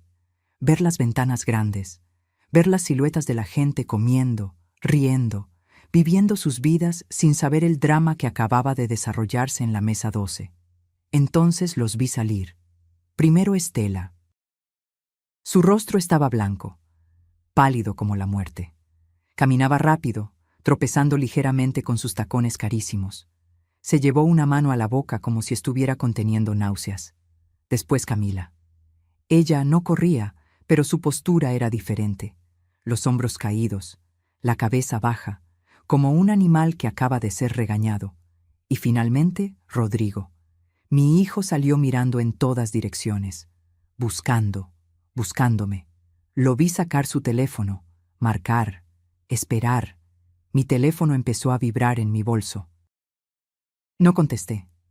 Todavía no, porque había cosas que él necesitaba entender primero. Cosas que yo necesitaba procesar antes de enfrentarlo. Lo vi caminar hacia un lado, hacia el otro, desesperado, confundido, probablemente preguntándose cómo era posible que su madre, su pobre madre, que vivía en un departamento pequeño con grietas en las paredes, fuera la dueña de uno de los grupos gastronómicos más exitosos de la ciudad. ¿Cómo era posible que la mujer a la que acababan de humillar tuviera el poder de prohibirles la entrada a 12 de los mejores restaurantes de México? ¿Cómo era posible que todo lo que creían saber fuera una mentira? No toda mentira. Omisión. Hay diferencia. Me senté de nuevo en la banca. Iba a esperar, dejar que procesaran, dejar que sintieran aunque fuera una pizca de la incomodidad que yo había sentido durante años. Después hablaríamos, pero sería bajo mis términos. Por primera vez en mucho tiempo, bajo mis términos. 10 minutos antes, dentro del Bellavista, la mesa 12 era una escena de celebración silenciosa. Estela había terminado su vino. Camila revisaba su teléfono sonriendo. Y Rodrigo miraba hacia la puerta por donde yo había salido con una expresión que no podía descifrar. «Bueno», dijo Estela, limpiándose delicadamente la comisura de los labios con la servilleta. Creo que finalmente entendió el mensaje. «Era necesario, mamá», coincidió Camila. «Ya era insoportable». Rodrigo no dijo nada, solo miraba su plato intacto. Entonces las puertas del restaurante se abrieron. Leonardo Campos entró con la presencia de alguien que está acostumbrado a estar al mando. Alto, seguro, con ese traje que claramente costaba más que todo el guardarropa de Estela junto. Detrás de él venía Octavio Méndez, el gerente del local. Octavio era un hombre nervioso por naturaleza, pero en ese momento parecía a punto de sufrir un colapso. Caminaron directamente hacia la mesa 12. Estela levantó la vista, ligeramente molesta por la interrupción. ¿Sí? Octavio se aclaró la garganta. Sus manos temblaban. Disculpen, ¿alguna de ustedes es la señora Soledad Rentería? Estela rió, una risa corta, desdeñosa. No, gracias a Dios, esa mujer ya se fue. ¿Por qué? Leonardo dio un paso adelante. Permítame presentarme. Leonardo Campos, gerente general de Grupo Gastronómico Rentería. Sacó una tarjeta de presentación y la dejó sobre la mesa. La señora Soledad Rentería es la presidenta y única propietaria de nuestra empresa. El silencio que siguió fue tan denso que podría cortarse con cuchillo. Camila dejó de respirar. Rodrigo se puso pálido. Estela parpadeó. Una vez, 2 veces. ¿Perdón? La señora Rentería, continuó Leonardo con voz profesional pero fría, es dueña de este restaurante. Y de otros 11 establecimientos en la ciudad. Grupo Gastronómico Rentería tiene un valor estimado de 45 millones de pesos. Octavio abrió su tablet con manos temblorosas. La reservación de hoy fue hecha por la señora Rentería personalmente. Mesa número 12, bajo su nombre corporativo. Le mostró la pantalla a Estela. Ahí estaba, claro como el agua. Reservación VIP, S, Rentería, Presidenta GGR, Mesa 12, 14, CEU HRS. El rostro de Estela pasó de blanco a verde. Sus labios temblaron. La mano con la que sostenía la copa de vino empezó a temblar tanto que el líquido se derramó sobre el mantel blanco. Eso es... No podía terminar la frase. ¿Imposible? Leonardo sonrió, pero no era una sonrisa amable. Le aseguro que es completamente real. La señora Rentería construyó este negocio junto a su esposo hace 40 años. Después de su fallecimiento, ella tomó el control total. Ha sido una líder excepcional. Discreta, pero excepcional. Camila había dejado caer su teléfono. Pero ella vive en Narvarte, en un departamento pequeño, compra en el mercado, su ropa. Es su decisión, interrumpió Leonardo. La señora Rentería prefiere vivir con sencillez. No es mi lugar juzgar las decisiones personales de mi jefa, pero sí es mi responsabilidad hacer cumplir sus instrucciones. La palabra jefa cayó como una bomba. Rodrigo finalmente encontró su voz. Mi madre es... ¿La dueña de todo esto? Y mucho más, confirmó Octavio. El Bellavista es solo uno de nuestros establecimientos. Tenemos presencia en Polanco, Roma, Condesa, Coyoacán, San Ángel. Estela se puso de pie bruscamente. La silla cayó hacia atrás con un ruido que hizo que todas las mesas cercanas voltearan. Esto es ridículo. Esa mujer no puede ser. Ella es una... ¿Qué? Leonardo la miró directamente. ¿Una mujer humilde? ¿Una viuda que viste con sencillez? ¿Alguien a quien ustedes creyeron que podían menospreciar? El veneno en su tono era inconfundible. La señora Rentería, continuó, me instruyó que les informara lo siguiente. Ustedes ya no son bienvenidas en ninguna de nuestras propiedades, no en este restaurante, ni en los otros 11. La prohibición es efectiva inmediatamente y durará 6 meses. Después de ese tiempo, podrán solicitar que se levante la restricción. ¡No pueden hacer eso!, chilló Estela. Su voz había perdido toda la compostura elegante. Ahora sonaba aguda, desesperada. «Esto es discriminación. Voy a demandar. Conozco a abogados». «Está en su derecho», respondió Leonardo sin inmutarse. «Pero le recuerdo que este es un negocio privado. La señora Rentería tiene todo el derecho de decidir a quién sirve, especialmente después de que ustedes la humillaron públicamente en su propio establecimiento». Camila comenzó a llorar. Lágrimas de pánico, no de tristeza. Yo no sabía. Si hubiera sabido... ¿Qué?, preguntó Octavio. ¿La habrían tratado mejor? ¿La habrían respetado? Qué interesante que el respeto solo llegue cuando hay dinero de por medio. Rodrigo se puso de pie. Su rostro era una mezcla de shock, vergüenza y algo que parecía horror. Necesito hablar con mi madre. ¿Dónde está? Eso tendrá que preguntárselo usted, dijo Leonardo. Mi trabajo era solo entregar el mensaje y asegurarme de que ustedes entendieran las consecuencias de sus acciones. Giró sobre sus talones y comenzó a alejarse. Octavio lo siguió, pero antes de irse se volteó hacia la mesa. Les sugiero que se retiren. Su presencia está haciendo sentir incómodos a nuestros otros clientes. Y tenía razón. Toda la sección del restaurante los miraba, algunos con curiosidad, otros con desprecio evidente. Las mesas susurraban. Los meseros intercambiaban miradas. Estela intentó recomponerse. Levantó la barbilla.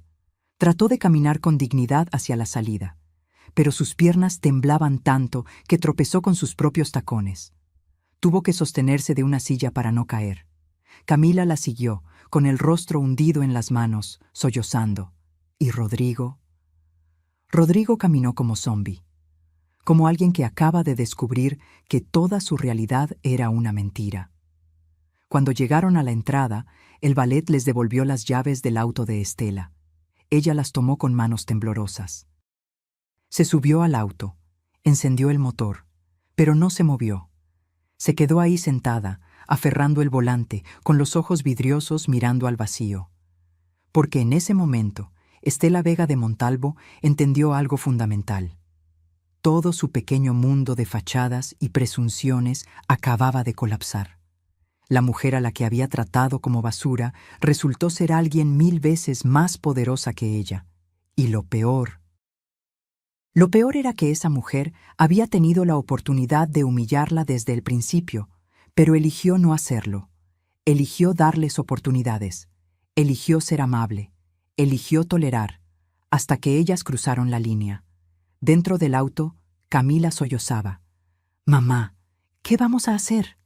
Rodrigo va a divorciarse de mí, lo sé. Sé cómo miró a su mamá cuando salió del restaurante». Estela no respondió. No podía, porque por primera vez en su vida no tenía respuestas, no tenía excusas. No tenía a quién culpar excepto a sí misma, y ese era el peor castigo de todos. Rodrigo me encontró 40 minutos después. Yo seguía en el parque, sentada bajo el árbol de jacarandas. Había comprado un elote de un vendedor ambulante y lo comía despacio, saboreando cada grano. El señor que lo vendía me había dado extra chile y limón sin que yo pidiera. «Pa' que sepa más rico, ceñito», me dijo con una sonrisa sin dientes. Vi a Rodrigo cruzar la calle casi corriendo. Esquivó 2 autos que le tocaron el claxon. No le importó. Tenía esa expresión de desesperación absoluta. Cuando llegó frente a mí, se detuvo, jadeando, con las manos en las rodillas, como si acabara de correr un maratón. «Mamá», no respondí.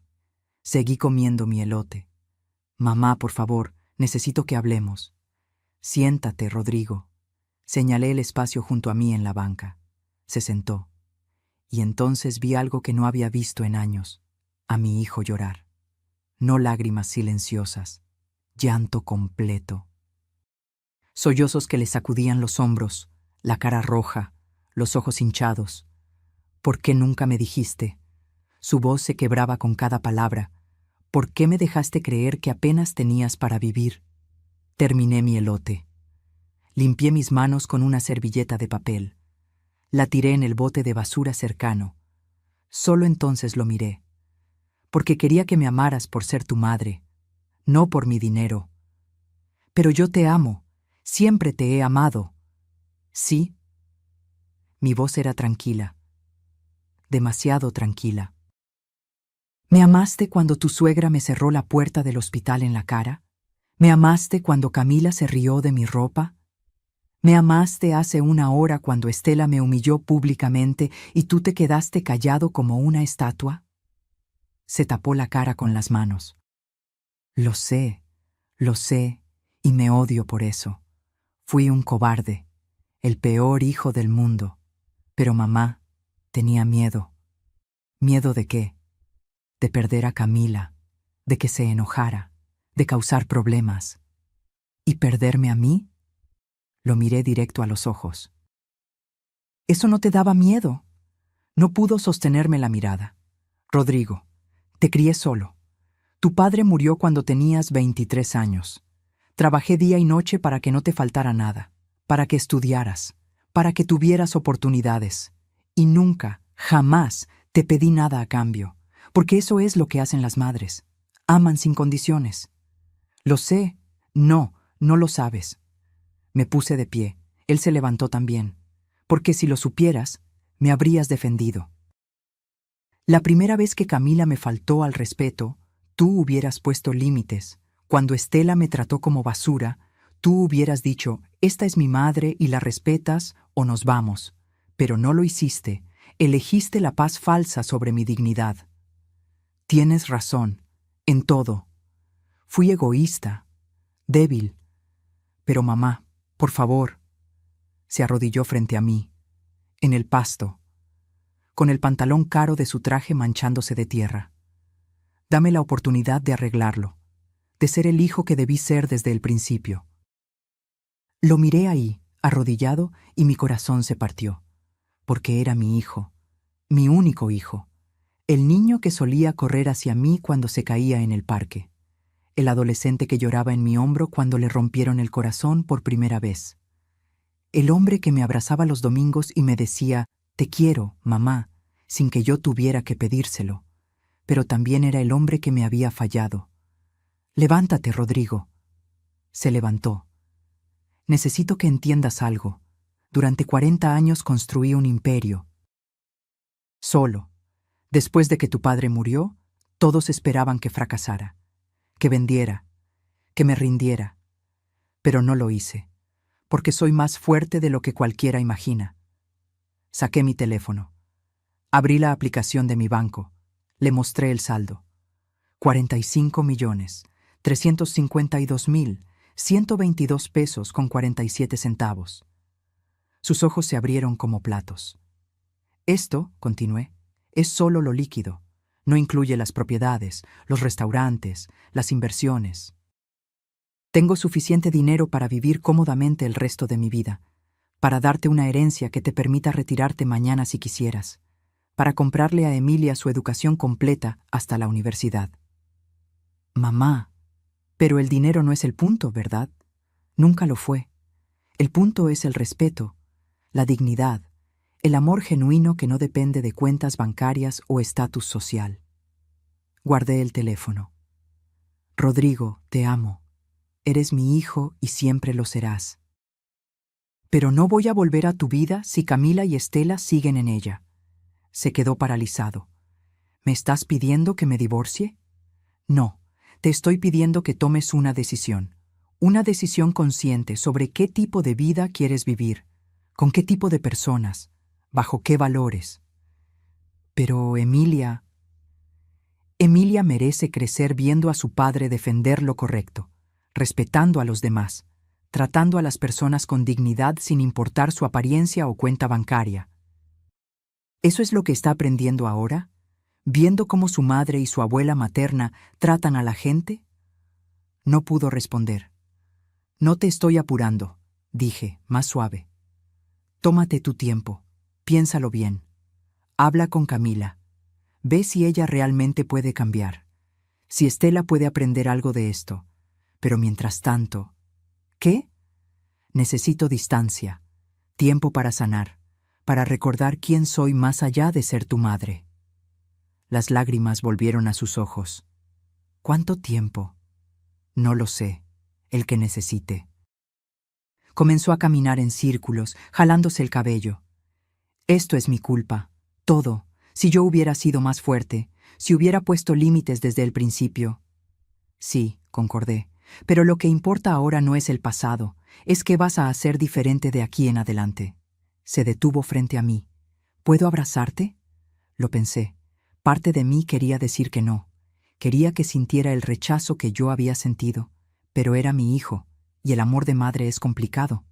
Sí, me abrazó, fuerte, desesperado. Como si temiera que fuera a desaparecer si me soltaba. Lo siento, susurró en mi oído. Lo siento tanto, mamá. Voy a arreglarlo, te lo prometo. Las promesas son fáciles, las acciones son difíciles. Me separé de él. Vete a casa, Rodrigo. Piensa, decide, y cuando estés listo para hablar, me llamas. ¿Y si Camila quiere hablar contigo? ¿Disculparse? Si sus disculpas son genuinas, escucharé. Pero Rodrigo, he vivido suficientes años para diferenciar entre arrepentimiento real y pánico por consecuencias.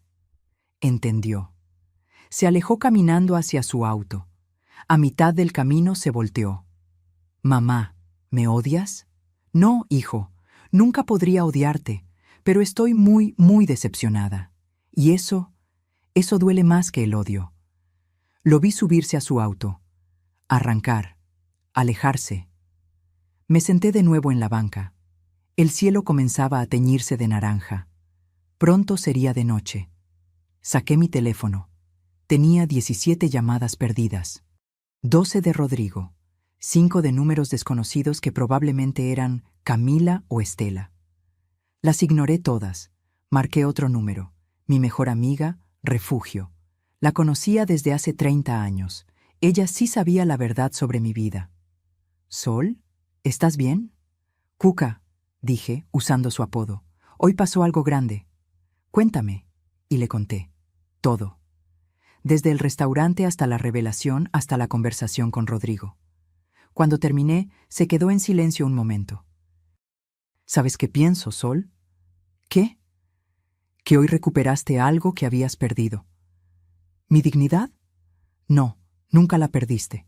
Recuperaste tu voz. Y eso vale más que todos los millones del mundo. Sonreí. Por primera vez en horas, una sonrisa real. Tienes razón, Cuca. Tienes toda la razón. Los siguientes días fueron un silencio ensordecedor. Rodrigo no llamó. Camila tampoco. Era como si hubieran caído en un agujero negro y yo estuviera del otro lado, observando el vacío. Pero otras cosas sí sucedieron. El lunes por la mañana, Leonardo me llamó a mi celular. Señora Rentería, tiene 3 mensajes en la oficina. ¿De quién? Todos de una tal Estela Vega. Dice que es urgente que hable con usted, que hay un malentendido. Malentendido. Qué palabra tan conveniente. Bórralos, ordené. ¿Todos? Todos, y si vuelve a llamar, dile que la señora Rentería no está disponible para ella. ¿Entendido? Pero Estela no se rindió tan fácil. El martes apareció en mi edificio. Don Chema, el conserje, me llamó por el interfón. Doña Sol, aquí hay una señora que dice ser familia suya. ¿La dejo subir? ¿Cómo se llama? Estela Vega. Por supuesto. No, don Chema, no es familia, y no quiero verla. Ella dice que no se va a ir hasta que usted baje a hablar con ella. Miré por la ventana. Ahí estaba, parada en la calle, con un vestido que probablemente costaba lo que don Chema ganaba en 3 meses. Pero algo era diferente. No traía sus lentes oscuros. No tenía esa postura de reina, se veía pequeña. Bajé, no por ella, sino porque no quería que armara un escándalo que molestara a mis vecinos. Cuando salí del edificio, se acercó corriendo. Bueno, intentó correr. Los tacones no ayudaban. Soledad, gracias. Gracias por hablar conmigo. No dije nada, solo la miré. Yo necesito que entiendas. No sabía quién eras realmente. Si lo hubieras sabido... Si lo hubieras sabido, ¿qué? Interrumpí. ¿Me habrías tratado con respeto? ¿Me habrías tratado como ser humano en lugar de basura? Qué triste que el respeto solo llegue cuando hay dinero de por medio. Se puso pálida. No quise decir eso. Es solo que... Yo también vengo de abajo. Tuve que luchar mucho para llegar donde estoy. Y a veces juzgo mal a las personas. ¿Luchar? La miré de arriba a abajo. Estela, sé exactamente quién eres. ¿Crees que no investigué después de conocerte? Organizas fiestas pequeñas para conocidos. Le dices a la gente que eres empresaria exitosa cuando en realidad vives de cheque en cheque.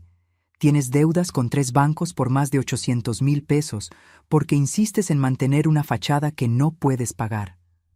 Su boca se abrió, cerró, abrió de nuevo como pez fuera del agua. ¿Cómo? Tengo recursos y cuando alguien maltrata a mi familia, investigo. Descubrí cosas interesantes, como que tu negocio exclusivo opera desde tu sala. Que la boda de los Cortázar fue el evento de una prima lejana y tu participación se limitó a conseguir el salón. Que le has mentido a Camila sobre tu posición financiera toda su vida. Las lágrimas comenzaron a caer por su rostro. Lágrimas que arruinaban su maquillaje perfecto. Por favor, no le digas a Camila. Se moriría si supiera... Ya lo sabe. ¿Qué? Le mandé un informe completo, con números, con fechas, con evidencias. Porque si voy a ser juzgada por mi economía, que ella también conozca la verdad sobre la tuya. Estela se tambaleó. Tuvo que apoyarse en un poste de luz. Me vas a destruir. No. Mi voz era firme. Tú sola te destruiste. Yo solo estoy quitando la máscara. Intentó agarrar mi mano. La aparté. Soledad, por favor, te lo suplico. Tengo deudas, acreedores que me llaman día y noche. Pensé que si Camila se casaba bien, si Rodrigo... ¿Qué? ¿Le sacarían dinero? Saqué mi teléfono. Le mostré screenshots de mensajes entre ella y Camila que mi equipo de seguridad había recuperado. Mensajes donde planeaban pedirme préstamos a Rodrigo, donde hablaban de sacarle provecho a la vieja cuando se muera. Se puso verde. También vi este. Le mostré otro mensaje. Uno donde Estela le decía a Camila, manténla alejada. Entre más sola se sienta, más rápido se morirá y Rodrigo heredará. El silencio que siguió fue absoluto. Los ojos de Estela se llenaron de terror puro. Yo no lo decía en serio. Era frustración. Nunca haría... Vete de mi edificio, Estela. Mi voz era hielo. Antes de que llame a la policía. Por favor, solo escucha. Don Chema, llamé. El conserje salió inmediatamente. Si esta señora vuelve a aparecer aquí, llamas a las autoridades. ¿Entendido? Sí, doña Sol. Estela retrocedió, tambaleándose, llorando. pero ya no sentía lástima por ella, solo cansancio. Una última cosa, le dije antes de que se fuera. Esos 6 meses de prohibición en mis restaurantes ahora son permanentes, para ti y para Camila. Nunca más volverán a pisar ninguno de mis establecimientos. Se alejó corriendo. Bueno, intentándolo. Los tacones la traicionaron y casi cae, pero siguió, desapareciendo en la esquina como la sombra que siempre fue. Subí a mi departamento. Me serví un té de manzanilla. Me senté en mi sillón favorito. El teléfono sonó. Rodrigo. Esta vez contesté. Mamá, dime. Camila me mostró los mensajes. Los que le mandaste. Ajá. Estoy en shock. No puedo creer que mi suegra y mi esposa, que planearan. No podía terminar la frase. Créelo, Rodrigo, porque es real. Escuché cómo lloraba del otro lado. Me voy a divorciar. No dije nada. No sé si quiero que lo sepas porque crees que te debo algo o porque genuinamente creo que es lo correcto, pero me voy a divorciar. Camila mostró su verdadero rostro cuando supo del dinero. Intentó ser dulce de repente, pedirme perdón, decir que todo había sido malentendido. Pero yo vi esos mensajes, mamá. Vi lo que realmente pensaba de ti, de mí, de nuestra familia. ¿Y Emilia? Voy a pelear por la custodia. Camila no es mala madre, pero no quiero que mi hija crezca aprendiendo que está bien usar a las personas, que el dinero define el valor humano. Sentí algo aflojarse en mi pecho, no alivio, sino esperanza. Rodrigo, ¿sí? Ese es el primer paso, pero solo el primero. Tienes que trabajar en ti. ¿En por qué permitiste que llegaran tan lejos? ¿En por qué elegiste quedarte callado cuando debiste hablar?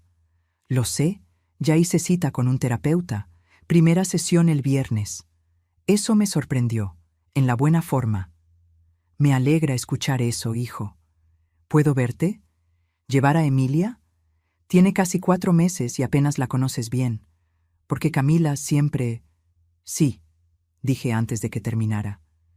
Pero en un lugar neutral, en el parque hundido, el sábado a las 11. Ahí estaré. Mamá, gracias. Por no rendirte conmigo, por darme esta oportunidad. Los hijos pueden decepcionarnos, Rodrigo, pero el amor de madre es necio, sigue existiendo a pesar de todo. Colgamos.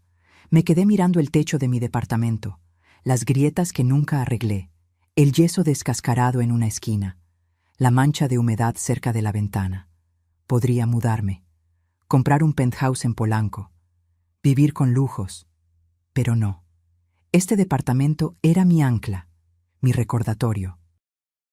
De que el valor de una persona no está en las paredes que la rodean, sino en el corazón que late dentro de ellas. Y mi corazón estaba aprendiendo a sanar. El sábado amaneció con un cielo despejado. Esas mañanas de ciudad donde el aire todavía está limpio y los ruidos son amables. Llegué al parque hundido a las 10:30, media hora antes.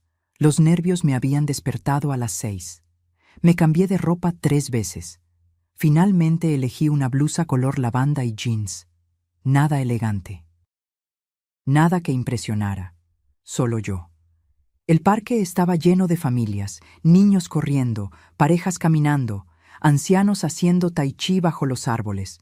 La vida en su forma más simple y hermosa. Me senté en una banca cerca del lago artificial. Observé a los patos nadar. Recordé cuando traía a Rodrigo aquí cuando era niño, cómo le encantaba darles de comer, cómo se reía cuando los patos peleaban por el pan. ¿Mamá? Volteé. Ahí estaba, mi hijo, más delgado, con ojeras, pero con algo diferente en los ojos, algo que parecía claridad. En sus brazos llevaba a Emilia, mi nieta. Se me llenaron los ojos de lágrimas antes de poder evitarlo. Hola, hijo. Hola, mamá. Se sentó a mi lado. Me pasó a Emilia con cuidado. Quiere conocer a su abuela de verdad. Tomé a la bebé en mis brazos. 4 meses. ojos café oscuro, cabello negro y rizado, una sonrisa chimuela que me derritió el corazón. «Hola, mi amor», susurré. «Soy tu abuela Soledad». Emilia me miró, fijamente, con esa intensidad que tienen los bebés cuando estudian un rostro nuevo. Y entonces sonrió. No pude contener el llanto. Lágrimas que caían sobre su mantita rosa. Lágrimas de alegría, de alivio, de amor puro. Rodrigo puso su mano sobre mi hombro. «Lo siento, mamá. Siento mucho haberte alejado de ella». «Ya no importa», dije sin quitar la vista de Emilia. «Lo que importa es que está aquí ahora». Pasamos 2 horas en ese parque. Rodrigo me contó todo. Cómo había confrontado a Camila. Cómo ella primero negó todo, luego intentó justificarse, finalmente admitió la verdad. Cómo sus abogados ya estaban preparando los papeles del divorcio.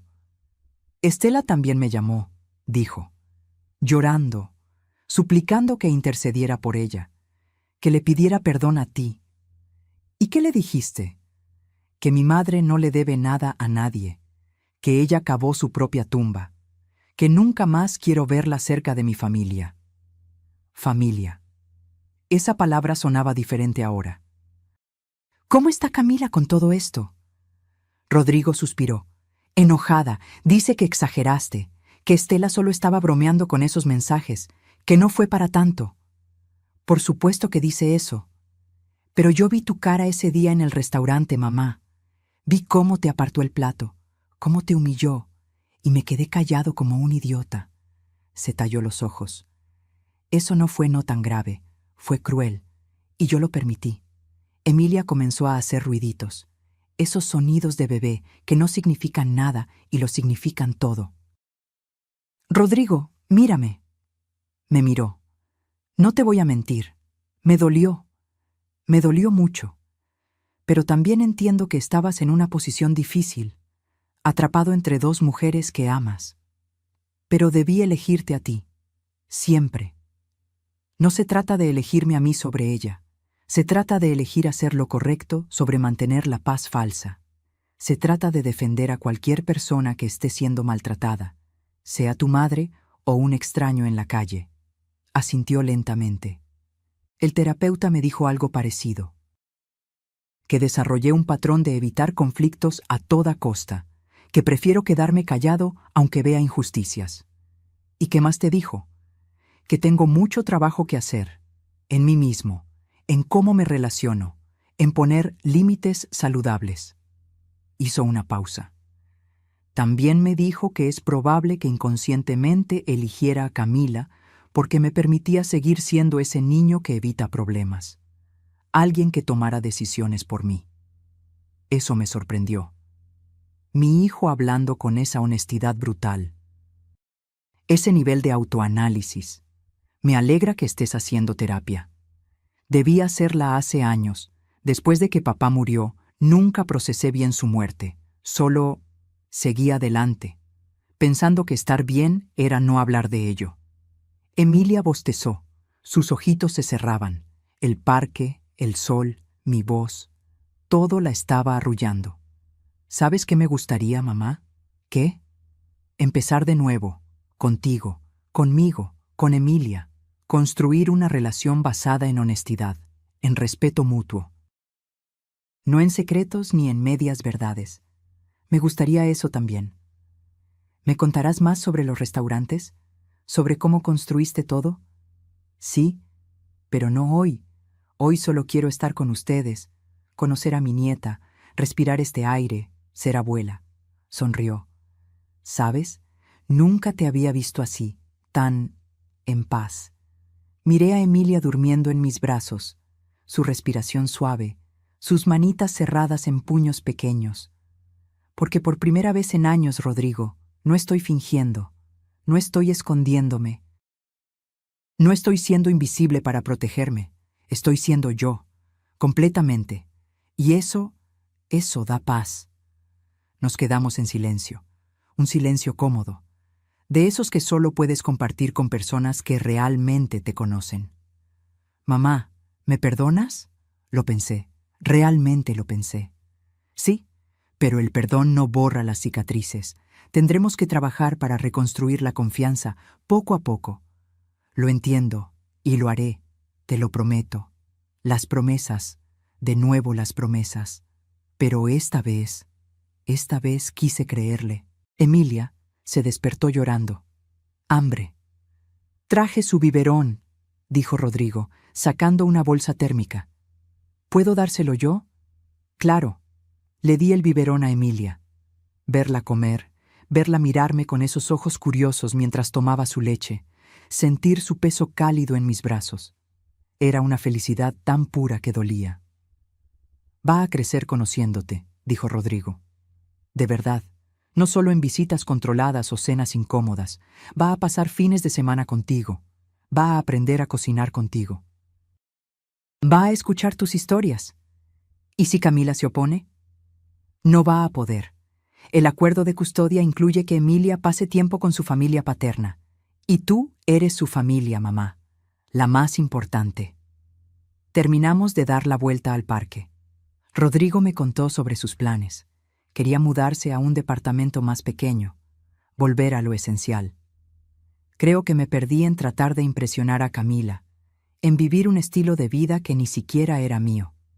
Le conté sobre mis restaurantes, sobre cómo empezamos con una fonda en Coyoacán, cómo tu padre y yo lavábamos platos hasta las 3 de la mañana, cómo cada peso contaba. ¿Algún día me enseñarías el negocio? No para heredar, sino para aprender. Eso me sorprendió gratamente. ¿Te interesa?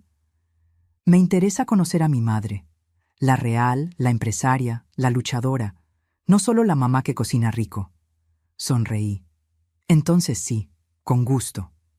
Cuando nos despedimos esa tarde, me abrazó fuerte. Te amo, mamá, y voy a demostrártelo. No con palabras, con acciones. Eso es todo lo que pido, hijo. Vi cómo se alejaba con Emilia, cómo la acomodaba en su sillita del auto, cómo le daba un beso en la frente antes de cerrar la puerta. Y supe que íbamos a estar bien, no perfectos, no sin cicatrices, pero bien, 3 años después. Estoy parada en mi oficina, la real, la que nadie conocía, piso 15 de un edificio en Insurgentes Sur, ventanas de piso a techo con vista a toda la ciudad. Un escritorio de caoba que heredé de Héctor, fotos de Emilia por todas partes. Emilia ya tiene 3 años y medio, habla como cotorra, me llama Abusol, pasa los fines de semana conmigo, le encanta ayudarme a hacer tortillas, dice que de grande quiere tener restaurantes como mi abuela. Rodrigo está en terapia todavía, ya cumplió 2 años en ella, dice que es lo mejor que ha hecho por sí mismo, está saliendo con alguien nuevo, una mujer llamada Patricia, arquitecta como él, sencilla, amable. Me trajo flores la primera vez que nos conocimos y me preguntó por mi vida antes de hablar de la suya. El divorcio con Camila se finalizó hace 18 meses. Fue feo. Hubo gritos, lágrimas, intentos de manipulación, pero Rodrigo se mantuvo firme. La custodia compartida quedó 70-30 a favor de él cuando el juez vio evidencia de que Camila había intentado alienarlo de su madre. De Estela no he sabido nada directamente, pero me llegó información de que tuvo que declararse en bancarrota. Perdió su casa. Ahora vive con una hermana en Querétaro. Camila tuvo que conseguir trabajo de verdad, asistente administrativa en una empresa de eventos. Irónico. Pero yo decidí hacer algo con todo esto. Toco el interfón. Marina, ¿ya llegaron las invitadas de la una? Sí, señora Rentería. Están en la sala de juntas. Voy para allá. Camino por el pasillo. Paredes decoradas con fotos de todos mis restaurantes, reconocimientos, premios que gané por excelencia gastronómica. Artículos de revistas especializadas. Pero mi orgullo más grande está en la sala de juntas. Entro. Hay 12 mujeres sentadas alrededor de la mesa, todas mayores de 60, todas con historias en sus rostros. Buenas tardes, señoras. Bienvenidas a la Fundación Rentería para Mujeres de la Tercera Edad. La fundación que creé hace 2 años, con una parte de mi fortuna, 15 millones de pesos dedicados a apoyar a mujeres mayores víctimas de abuso familiar, económico o emocional. Les damos asesoría legal gratuita, apoyo psicológico, ayuda para encontrar vivienda si necesitan escapar de situaciones de maltrato, capacitación para reinsertarse al mundo laboral. Y cada mes me reúno con un grupo de nuevas beneficiarias. Les cuento mi historia, la verdadera, sin filtros. Mi nombre es Soledad Rentería. Comienzo como siempre. Y durante años me hice invisible porque creí que eso me protegería del dolor, pero el dolor llegó igual. Les cuento sobre Estela, sobre Camila, sobre el plato apartado en el restaurante. Veo cómo algunas asienten, reconociendo sus propias historias en la mía. Pero aprendí algo fundamental, continúo. La dignidad no se mendiga, se exige, y nadie, absolutamente nadie, tiene derecho a tratarnos como menos que humanas solo porque somos mayores, porque somos mujeres, porque no tenemos tanto dinero como otros. Una de las señoras levanta la mano. Se llama Esperanza, 72 años. Sus hijos intentaron meterla a un asilo para quedarse con su casa. ¿Cómo encontró el valor para defenderse?, pregunta. Tocando fondo, respondo con honestidad. A veces necesitamos caer completamente para recordar que tenemos piernas que pueden levantarnos. Necesitamos que nos aparten el plato para recordar que nosotras también tenemos derecho a sentarnos en la mesa. Otra señora, Dolores, 68 como yo, habla. Mi nuera me dice que soy una carga, que estorbo, que mi hijo estaría mejor sin mí. Me acerco a ella. Tomo su mano. Óyeme bien, Dolores. Tú no eres una carga. Eres una mujer que vivió, que luchó, que sobrevivió. Y si ellos no pueden ver tu valor, el problema no eres tú. Son sus ojos ciegos. Pasamos 2 horas en esa sala, compartiendo historias, llorando, riendo, planificando estrategias. Cuando se van, todas llevan un folder, con información legal, números de terapeutas, lista de refugios si los necesitan. Y algo más importante, la certeza de que no están solas. Marina entra después de que se van. Señora Rentería, tiene una llamada. ¿Quién? Un número que aparece como bloqueado, pero dice que es urgente. Dudo, pero contesto. Bueno, Soledad. La voz es vacilante, asustada. Soy Camila. No he hablado con ella en 3 años. ¿Qué quieres, Camila? Yo necesito hablar contigo, en persona, por favor. ¿Por qué? Silencio. Luego, porque me equivoqué, en todo, y necesito que me ayudes. Podría decir que no, colgar, borrar el número, pero recuerdo a las 12 mujeres que acaban de salir de mi oficina. Recuerdo que todas merecen segundas oportunidades si realmente han cambiado. ¿Dónde estás? En el café de abajo de tu edificio. Así que sabía dónde trabajaba. Interesante. Bajo en 10 minutos. Cuelgo. Me miro al espejo del baño de mi oficina. 68 años me devuelven la mirada. Pero ahora me gustan esas arrugas. Cada una cuenta una historia, una batalla, una victoria. Bajo. Camila está en una mesa del fondo. Se ve diferente, sin maquillaje, con ropa simple, el cabello recogido en cola de caballo, más delgada, con ojeras profundas. Me siento frente a ella. Gracias por venir, dice inmediatamente. Sé que no merezco ni 5 minutos de tu tiempo. No, no los mereces, pero los tienes. Úsalos bien. Respira profundo. He estado en terapia, mucha terapia, trabajando en todo. En por qué me comporté como lo hice, en por qué seguí a mi madre ciegamente, en por qué te traté como basura. ¿Y qué descubriste? Que estaba aterrada de no ser suficiente, de que Rodrigo se diera cuenta de que yo no venía del mundo que pretendía. Mi madre me enseñó desde niña que lo más importante es parecer exitosa, aunque no lo seas, que la gente solo te respeta si creen que tienes dinero. Toma un sorbo de su café. Le tiemblan las manos. Cuando te vi con tu ropa sencilla, tu departamento modesto, tu vida simple, vi todo lo que mi madre me enseñó a despreciar, y atacarte a ti era más fácil que enfrentar mis propias inseguridades. Eso no justifica nada. Lo sé, no justifico, solo explico. Las lágrimas comienzan a caer. Perdí todo, Soledad. A Rodrigo, mi matrimonio, la relación con mi hija. Mi madre está arruinada y me culpa a mí. Y lo peor es que tenías razón en todo. No digo nada, solo espero. No vine a pedirte perdón, porque sé que no lo merezco.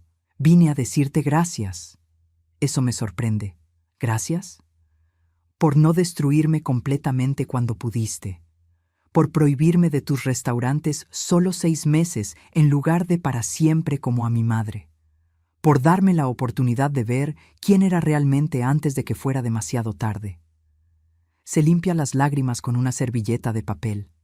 Estoy trabajando, de verdad, ganando mi propio dinero, aprendiendo a vivir sin fachadas, y quiero que Emilia crezca conociendo a su abuela paterna, la verdadera, porque tú le puedes enseñar cosas que yo nunca podré, valores que yo no tenía. Nos quedamos en silencio. ¿Sabes qué es lo más gracioso? Dice finalmente. Que tú viviendo en ese departamento modesto eras 100 veces más rica que mi madre con toda su presunción, porque tenías algo real, algo que construiste, mientras nosotras solo teníamos humo. Termino mi café. Camila, aprecio que vinieras, que estés trabajando en ti misma, pero necesito que entiendas algo. ¿Qué? Mi relación con Emilia no depende de ti. No necesito tu permiso para ser su abuela. Rodrigo ya se aseguró de eso legalmente. Asiente. Lo sé, y me parece bien. Ella necesita gente buena en su vida. Y tú eres buena. Aunque yo no pude verlo entonces. Me levanto para irme. Soledad. Me detengo. No te estoy pidiendo que seamos familia, ni siquiera amigas. Solo quería que supieras que lo siento. De verdad, y que voy a pasar el resto de mi vida intentando ser mejor. Para Emilia, para mí. La miro. Veo algo en sus ojos que no había visto antes. Humildad genuina. Entonces te deseo suerte, Camila. En serio. Salgo del café. Afuera, el sol de la tarde pinta todo de dorado. Camino por Insurgentes. Paso frente a uno de mis restaurantes. El Rincón de Coyoacán, donde todo empezó. Entro. El chef me saluda con una sonrisa enorme. Doña Sol, no sabíamos que vendría hoy. Solo vengo a recordar. Me siento en una mesa junto a la ventana, la misma donde Héctor y yo nos sentábamos a planear, a soñar, a construir. Pido un café de olla, pan dulce, como lo hacíamos entonces, y mientras lo saboreo, pienso en todo el camino recorrido, las humillaciones que sobreviví, las lágrimas que derramé, el hospital donde casi me rindo, el restaurante donde finalmente dije basta.